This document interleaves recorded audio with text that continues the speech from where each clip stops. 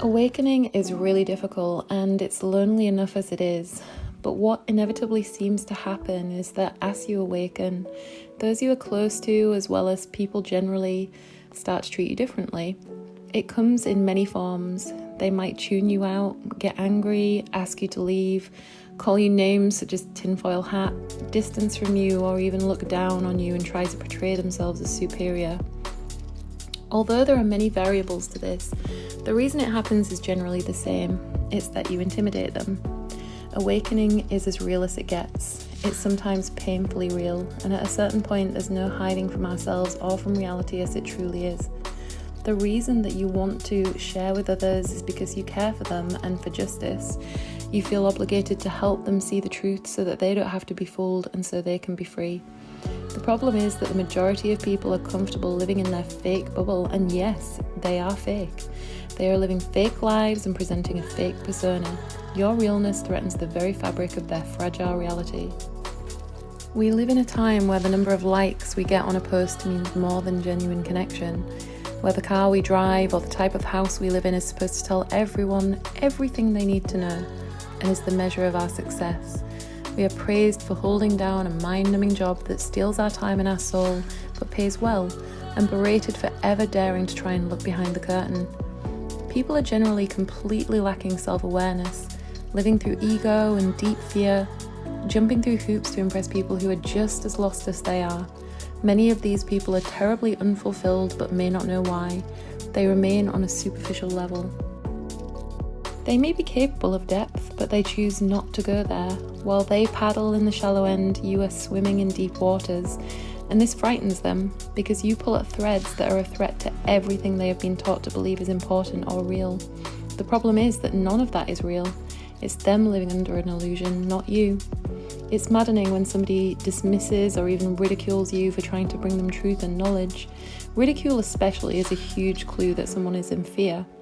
As we know well, when those threads are pulled, it sends us spiraling into deep existential crisis. We all want something solid and secure to hold on to.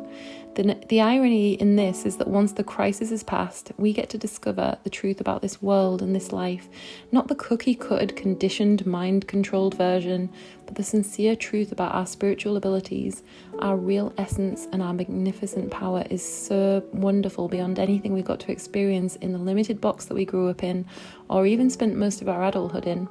However, there's so much pain in passing over. So I made an unlikely friendship about 15 years ago. It was with a woman in the US, and she was madly in love with a guy who had been raised in a cult. Imagine a way more extreme version of everything you've come to realise about society. This poor guy had suffered sexual and physical abuse, psychological torment, and more. It may surprise you too that this was not some obscure and unheard of organisation. It was one that everyone has heard of. Over time, we talked, and she shared so much with me. We talked on the phone most days for a while. I guess, being so far apart, there was a feeling of anonymity that enabled us to share things that we couldn't say to anyone else around us. She discovered that the elders in this cult were actually summoning entities at the highest levels, believing it gave them power and control. A concept that at the time seemed somewhat outrageous to me. Hey, things change. She loved her man so much that she had rescued him from the cult and brought him to live with her. She had sought out the best therapists in the country to help him and to teach her techniques on how to deprogram someone under mind control. They had warned her that it was difficult, potentially dangerous, and could take years, and that it might not even work. But she wanted to help him live a normal life, so she never gave up on him.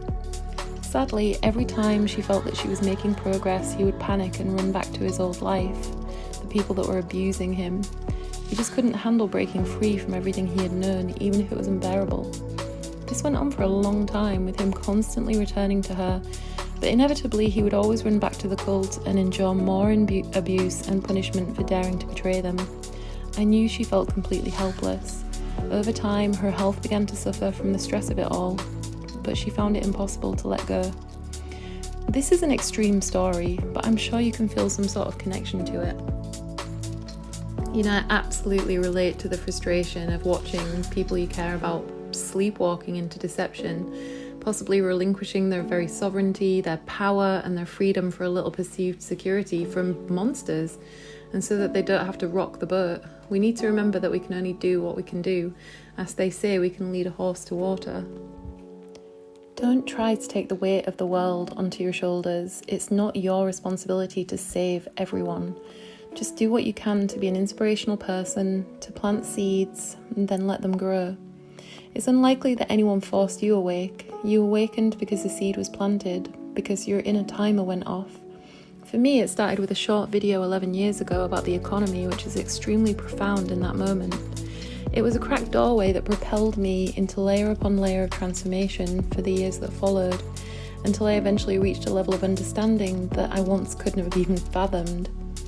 Some of us have some sort of spiritual immunity to the bullshit, no doubt about it. I was always aware that something wasn't right, that the things I was being told were right and normal niggled at my subconscious, and I too would return to the familiar and predictable. This went on for a long time, and then in 2009, my awakening became so intense that I could no longer not ignore it. 6 years later, I had a full-blown Kundalini awakening. Listen, forget what people think. Be real anyway. Be your full, authentic self, but do your best to let go of the way others react to you.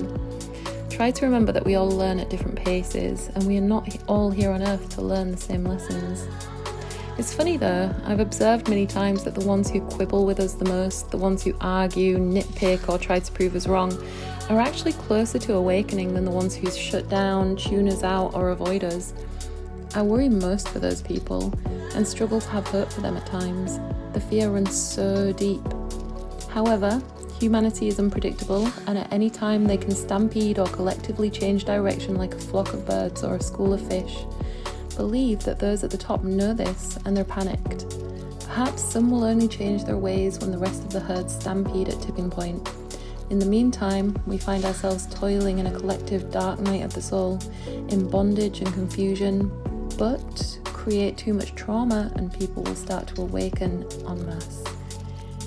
Be grateful that Source Energy or the Most High chose to give you insight for whatever reason, because that's a serious advantage to have in times like this. While others are walking around so deluded and lying to themselves every day just to make it through, they are terrified. Being around somebody who embodies truth, knowledge, and spiritual insight is a stark reminder of this, and it triggers their cognitive dissonance to such a level that they can't even handle being around you. Screw them. Wish them the best, but if someone's toxic towards you, berates you, or makes you feel inferior because of your knowledge, then good riddance. Especially if they're malicious and highly superficial, because you don't need those people on your journey. They're not meant to be on this path with you, and you deserve peace. For others, it's more innocent. They don't even realise they're in ignorance, or that it's possible to raise their consciousness to such a level that their old ideals will seem tiny and so limiting. They may accept you, but they can't accept your vision and realness. In the end, it's usually better to just pay lip service to that relationship, especially if it's a family tie or a generational issue, because it's better to hold space for them and make space for those who are courageous enough to step on the path of light and authenticity with you. We have to realise that ignorance is not just limited to the so-called sheeples, it also runs rampant among the 1%, and despite their desperation and the monumental efforts they put in to keep us in need of their rule, we are due a huge change now on Earth. After hundreds of years of suppression, it's a boiling pot. I believe that it will become a revolution, one of love, freedom and unity. A leap of spiritual evolution and consciousness, with us shaking off the fleas or parasites that seek to keep us captive once and for all. The more forceful they become in their attempts to control large groups, the more we will slip through their fingers like sand. Transition is never easy. Everything dark bubbles to the surface, and it's always darkest before the dawn. Keep love in your heart, because you are warriors, starseeds, and soldiers of God. I'm not here to sell peace, love and light, airy-fairy shit, or to become some spiritual faker that provides all easy answers. Honestly, I have days where it's difficult to feel anything but despair. I'm not saying the road ahead won't be tough, but maybe, just maybe, you've been in training for this your whole life, and long before, whether you realise it yet or not. There's a reason you've been gifted with immunity to the lies. Awakening can be ugly, it's raw, it's painful, it's often lonely and frightening and isolating, but it's also beautiful, empowering and mind expanding. And there is light at the end of the tunnel of awakening for those who are pure of heart. We'll get through it together. I'm painfully aware of what's going on right now, but the best way to handle it is to take things one day at a time, deal with one situation at a time, to take breaks, to nurture yourself often and avoid overwhelm and burnout. Remember that calm, rational thinking, balance and logic is the enemy of those who seek to control us, as is unity. Believe in the power that you hold and set your intentions towards the manifestation of the greatest future timeline you can imagine. As part of the divine energy that flows through us all, even those who sleepwalk, you are now positioned to help shape the collective destiny into something that benefits us all and doesn't harbour endless deceit. I know some of you have been in deep suffering and anxiety, and I hope I've brought you some small piece of comfort. There are a few things I believe in, and one of them is the power of the human spirit. Think about it. The human spirit is so powerful that it's taken chemtrails, GMOs, fluoride, chronic miseducation, the most massive propaganda fear porn effort ever known, as well as so much more, just to keep you down. This has not been a small operation. Soon the wave of awakening will gain so much momentum that nothing will be able to stop it, and we'll get to witness the liberation of humanity. It's on the horizon.